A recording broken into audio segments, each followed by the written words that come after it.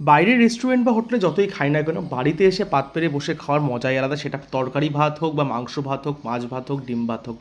আর ডিম ভাত আমার কাছে একটা বিশাল বড় ইমোশন। সেটা ডিমের অমলেট বা মামলেট আমরা যেটাকে বলি, সেটা আলু দিয়ে ঝোল একটা আলাদাই ব্যাপার। তার সাথে ছিল ঝিঙা ভাজা, আর এই ঝিঙা ভাজা রসুন কালো জিরা দিয়ে আর লঙ্কা দিয়ে মেখে খাওয়ার মজাই আলাদা বস। হ্যাঁ, মানে কথা বলতে বলতে জিভে আমার জল চলে আসে ভিডিওটা যখন এডিট করছি।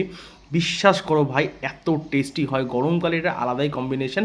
সেটা সর্ষা বাটা হোক, ভাজা হোক, পোস্ত বাটা হোক, যাই হোক, মানে ঝিঙ্গা একটা আলাদাই ভালোবাসা আমার কাছে।